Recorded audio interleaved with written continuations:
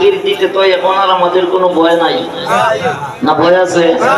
আমাদের কম ভয় আছে? যাদেরকে আমরা ভয় করতাম এরা আছে না ভাবাইছে?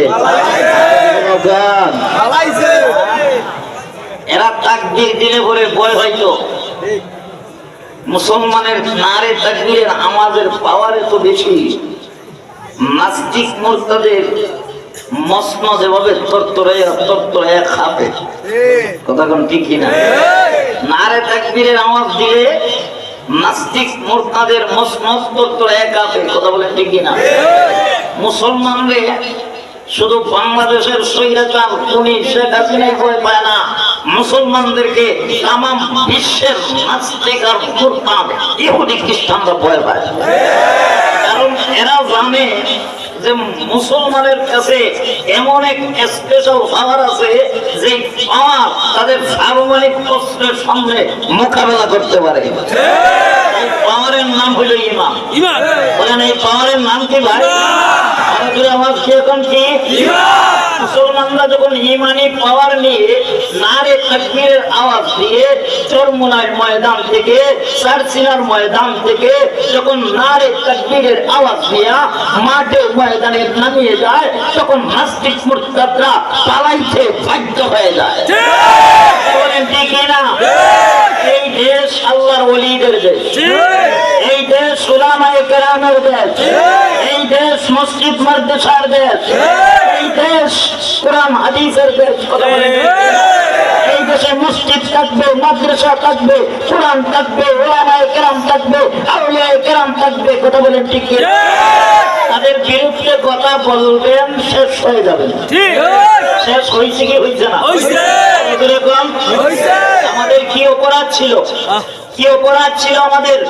আমাদেরকে জেল হাজতে বইরা রাখছিলেন, আয়না ঘরে বন্দি করে রেখেছিলেন। আমাদের উলামায়ে কেরামদেরকে বছরের পর বছর জেল হাজতে রাইখা নির্যাতন করেছিলেন। আমাদের অপরাধটা কি ছিল? আমাদের অপরাধ একটাই ছিল, আমরা কোরআনের কথা বলতাম, আমরা হক কথা বলতাম, আমরা শেখ হাসিনাকে ফেরাউনের উদাহরণ দিতাম, নমরুদের উদাহরণ দিতাম। কথা বলেন ঠিক কিনা? আমরা ফেরাউনের উদাহরণ দিয়ে বুঝাইছি যে ফেরাউন ক্ষমতা পাইছিল, টিকে থাকতে পারে নাই। নমরুদ ক্ষমতা পেয়েছিল, টিকে থাকতে পারে নাই। অন্যান্য স্বৈরাচাররা ক্ষমতা পেয়েছিল, টিকে থাকতে পারে নাই। তুমি স্বৈরাচার, তুমি শেখ হাসিনাও টিকে থাকতে পারবে না। আওয়াজ দিয়া বল ঠিক কিনা? আমার বন্ধুরা দেখেন, উলামায়ে কেরামের কথা, উলামায়ে কেরামের কথা 10 বছর 20 বছর আগে উলামায়ে কেরামরা যেই কথা বলেছে, আজকে সেই কথাগুলা অক্ষরে অক্ষরে লেগেছে।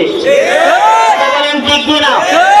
তাদের পার্শ্ববর্তী এলাকা ফিরোজপুরের আল্লামা দেলোয়ার হোসেন সাইদি রাহিমাহুল্লাহ, উনি বলেছিলেন যে একদিন এই স্বৈরাচার এই বাংলার জমিন থেকে দাদা বাবুর দেশে যায় পালাইবে। পালাইছে কি পালাইছে না? বলেন পালাইছে কি পালাইছে? আমাদের ব্রাহ্মণবাড়িয়ার মুফতি আমিনী রহমতুল্লাহ আলাইহি উনি এক বক্তব্যে বলেছিলেন যে এমন অবস্থা হবে তোমাদের 32 নম্বরের বাড়ির প্রত্যেকটা ইট কইলা কইলা জনগণ নিয়ে যাবে। আজকে এই ইটগুলা কইলা নিয়ে গেছে কি গেছে না? গেছে কি গেছে না? মাহফিল থেকে পরিষ্কার ভাবে উপদেষ্টা মাহফুজ আলমকে আমরা বলতে চাই, আজকের মাহফিল থেকে এই বাংলাদেশে যারা স্বৈরাচারের দালালি করতেছে তাদেরকে বলতে চাই, শোনো, ওরা তো হেলিকপ্টারে পালাইছে। তোমরা যদি আগামীতে ইসলামের বিরুদ্ধে কথা বলো, কোরআনের বিরুদ্ধে কথা বলো, উলামায়ে কেরামদেরকে নিয়ে আর কোন ষড়যন্ত্র করো, ওরা হেলিকপ্টারে পালাইছে, তোমরা হেলিকপ্টারও পাইবে না। আওয়াজ দেয়া বল ঠিক কিনা? কারণ এই দেশ আল্লাহর ওলিদের দেশ, ওরাসাতুল আম্বিয়া নবীর ওয়ারিসদের দেশ। কথা বলেন, এই দেশে চলতে গেলে উলামায়ে কেরামদেরকে প্রাধান্য দিয়েই চলতে হবে। এই দেশে চলতে গেলে উলামায়ে কেরামদেরকে সম্মানের স্থানে বসাই চলতে হবে। আওয়াজ দিয়ে এখন ঠিক কিনা? আজকে দেখলাম কিছু কিছু লোকরা এই বাংলার জমিনের কওমি মাদারিসের উলামায়ে কেরামদের এই ছাত্র জনতার গণ অভ্যুত্থানকে তারা অস্বীকার করতেছে, ছাত্রদের আন্দোলনদেরকে অস্বীকার করতেছে।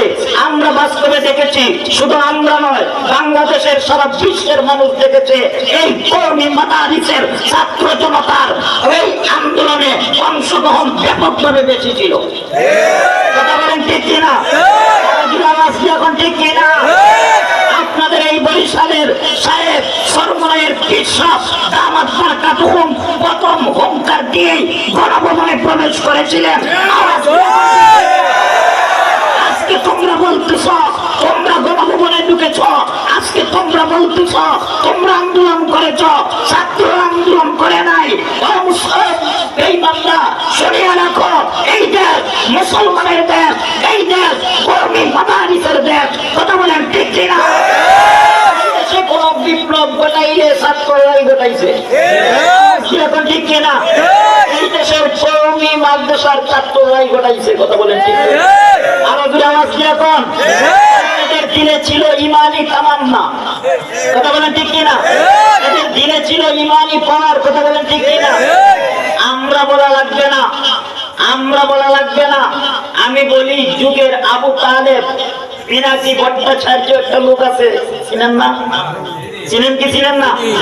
উনি গতকালকে বলেছে যে অনেক লোকরা ওনাকে ফোন দিয়ে বলছে যে ভাই তাড়াতাড়ি আপনি বলেন মাদ্রাসার ছাত্রগুলাকে রাস্তাতে নামতে। চিন্তা করছেন বিষয়টা?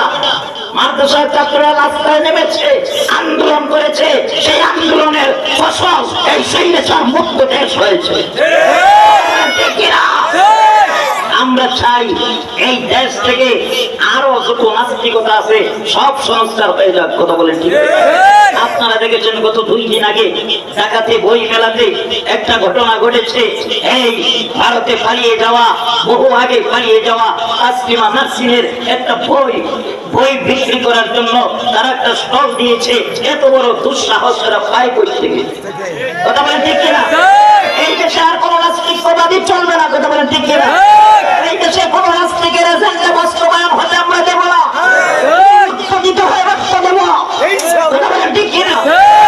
আমাদের রক্ত খালেদ বিন ওয়ালিদের রক্ত, আমাদের রক্ত শাহজালালের রক্ত, আমাদের রক্ত বিশ্বনবীর রক্ত। এই রক্তের উপরে দাঁড়িয়ে গাদ্দারি করতে আমরা আর কোন নাস্তিক বেঈমানকে দেব না।